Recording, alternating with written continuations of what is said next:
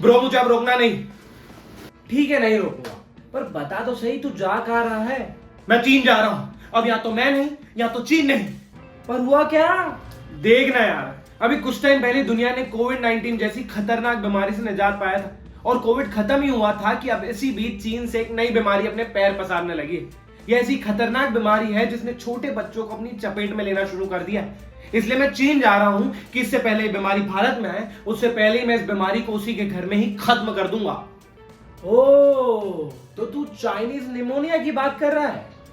हाँ, मैं इसी वायरस की बात कर रहा हूं। बाय द वे, क्या है ये नया वायरस और इसे रहस्य में क्यों कहा जा रहा है? अब पता ही नहीं कि बीमारी क्या है तो खत्म कैसे करेगा?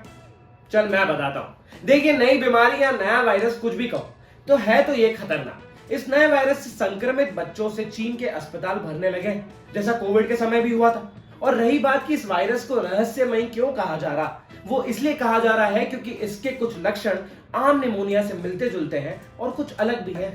लक्षण क्या है इसके?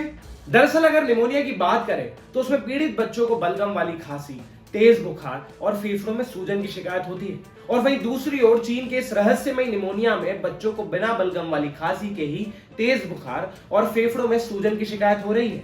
निमोनिया यूं तो आम बुखार की ही तरह है, जिसे एंटीबैक्टीरियल और एंटीबायोटिक दवाओं की मदद से कंट्रोल किया जा सकता है, लेकिन यह जानलेवा भी साबित हो सकती है। अब डॉक्टरों के मुताबिक फेफड़ों में तरल पदार्थ भरने लगता है, जो मवाद बन जाता है और ये धीरे धीरे पूरे फेफड़े में भर जाता है, जिससे पीड़ित सांस लेने में असक्षम हो जाता है। और ये बीमारी ज्यादातर बच्चों और बुजुर्गों को अपना शिकार बनाती है। तो मतलब इस बीमारी से बच्चों और बुजुर्गों को अधिक खतरा है? हाँ, मतलब अभी तक डॉक्टर्स ने जो रिपोर्ट दी है उसके हिसाब से तो यही मानना चाहिए। और अगर इस बीमारी को डिटेल में समझे तो माइकोप्लाज्मा निमोनिया, जिसे मिस्टीरियस निमोनिया कहा जा रहा है, ये एक प्रकार के बैक्टीरिया के कारण होने वाली समस्या है जो मुख्य रूप से बच्चों को अपना शिकार बनाती है। इसके कारण सूखी खांसी, बुखार और शारीरिक मेहनत करने पर सांस की तकलीफ हो सकती है। और माइकोप्लाज्मा निमोनिया के बैक्टीरिया सभी मानव रोग जनकों में सबसे अधिक प्रचलित है। माइकोप्लाज्मा निमोनिया स्कूल, कॉलेज परिसर और नर्सिंग होम जैसे भीड़भाड़ वाले इलाकों में खांसने छींकने से निकलने वाली ड्रॉपलेट्स के संपर्क से तेजी से फैलता है। 5 साल के कम आयु के बच्चों, बुजुर्गों, कमजोर प्रतिरक्षा वाले लोगों, फेफड़ों की बीमारी के शिकार, सिकल सेल एनीमिया वाले लोगों में इसका खतरा अधिक देखा जाता रहा है। पर यह बीमारी आई कहां से? देख, चीन में पिछले कुछ दिनों से बढ़ती इस बीमारी के लिए चीन के राष्ट्रीय स्वास्थ्य आयोग के अधिकारियों ने कोविड-19 प्रतिबंध हटाने को जिम्मेदार ठहराया है। स्वास्थ्य विशेषज्ञ कहते हैं कि इसी तरह की समस्या यूके में भी प्रतिबंधों के हटाने के बाद देखी गई थी। इसे लॉकडाउन एग्जिट वेव नाम दिया गया है। और चीन के एक प्रमुख अस्पताल की रिपोर्ट के मुताबिक हर दिन औसतन लगभग 1200 मरीज आपातकालीन विभाग में भर्ती हो रहे हैं। कई स्कूलों में कम से कम 1 सप्ताह के लिए छुट्टी का ऐलान कर दिया गया है। माता पिता को अतिरिक्त सतर्क रहने की चेतावनी दी गई है। और स्वास्थ्य अधिकारी कहते हैं कि सर्दी के मौसम के कारण संक्रमण के प्रसार को बढ़ोतरी आ सकती है।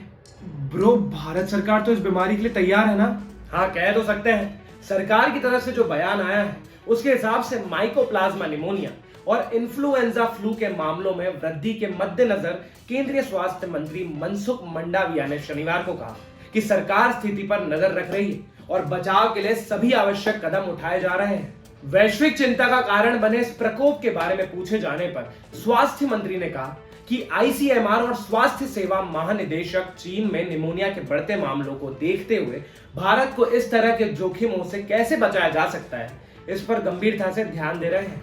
फिलहाल इस खबर में इतना ही। अगली बड़ी खबर जानने के लिए बने रहिए इंडिया लीडर चैनल के साथ। तब तक इस वीडियो को लाइक करें, शेयर करें और साथ ही इस नए वायरस को लेकर आप अपनी राय हमें कमेंट सेक्शन में बताएं। और साथ ही हमारे इंडिया लीडर चैनल को सब्सक्राइब जरूर करें। नमस्ते।